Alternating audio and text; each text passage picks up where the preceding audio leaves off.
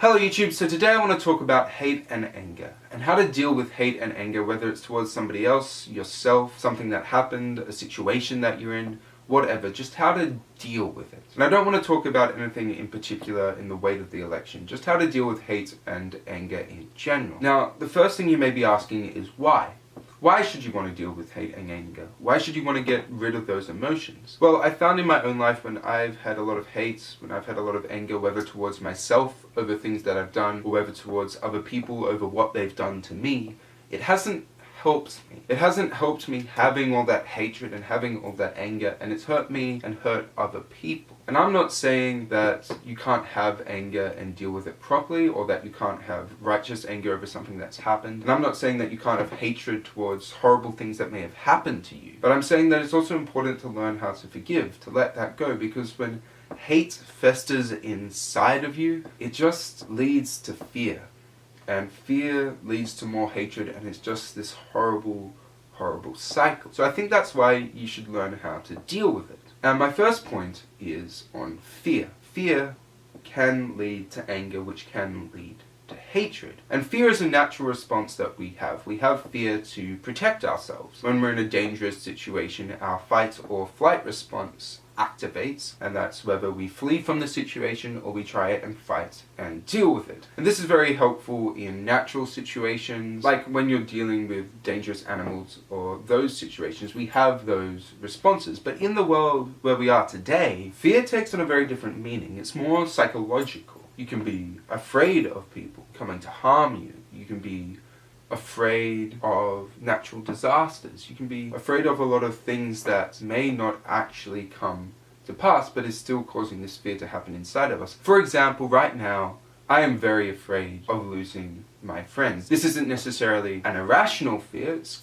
come to pass because of a few things that have happened to me this year. But I have this fear, and it kind of colors my responses to my friends. For example, I know that I can get very angry recently when I don't hear a response from a friend for a couple of hours, or somebody isn't responding to me. And they may have very legitimate reasons, but because I am so afraid of losing friends at this moment in my life, I find that I'm more responding with anger, and I don't want that to become hatred. So I've recognized this, and when I feel that anger, I try and rationalize it. And it doesn't always work, but knowing what I am afraid of and knowing that that can lead to anger and that can lead to hate is important. And I think that's one of the major issues of anger and hatred. Because if you're afraid of something and you become angry towards it, and then you just let that anger fester and you come from a place of anger, that can lead to hatred, which just leads to more fear, and it just begins a cycle, and you get all this hatred and fear stored up in you, and you just end up feeling horrible. So what do you do instead?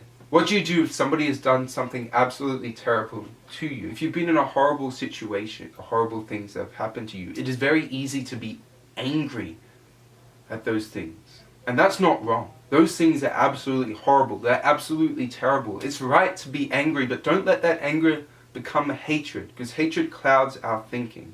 And it clouds you. It just makes you feel worse and worse and worse. Because hatred affects us. It's like this wound in your heart. So if you don't treat, it will just fester and fester, become worse and worse. Those people and those situations should still stand trial for what they did, but you shouldn't let the hatred consume you. You shouldn't keep on going back to that event in your head. And I'm not saying it's easy. I'm not saying that these things can necessarily be done with a click of the fingers. I'm just saying that we need to recognize that hatred can hurt us. It can hurt us emotionally. Am I saying that you need to forgive immediately?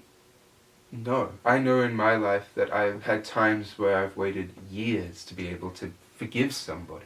And I've needed to. I've needed that for myself, but I haven't necessarily been able to do it immediately. Like, I was bullied a lot when I was younger. I was bullied quite a lot in high school as well, and I had a lot of hatred and anger towards those people, combined with the hatred and anger I had towards myself over having a pacemaker, over having a heart condition, over not being able to do things people my age were doing. I wasn't able to forgive those people. I wasn't able to forgive myself until 6, 7, 8 years later. And those years I was filled with hatred and anger, and it clouded my responses to other people, it clouded my relationships, it clouded my friendships. It wasn't healthy for me. I needed to come from a place of love, and having forgiven those people, I was able to heal those wounds that I had when I was bullied, when I was rejected, when I felt lonely.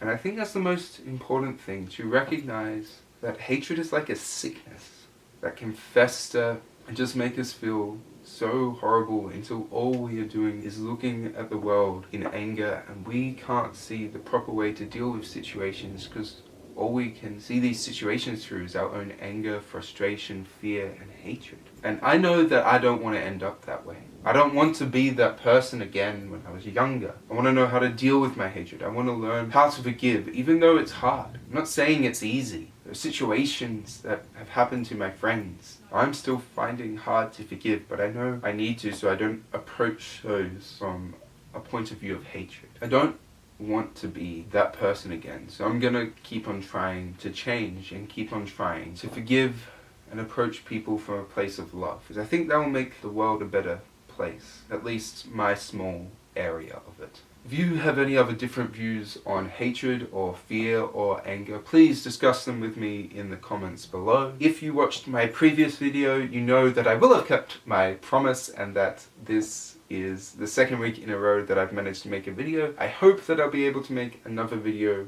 next week, but I don't know, so no promises. But I hope you have an awesome week. You may or may not see me next week, but don't forget to be awesome.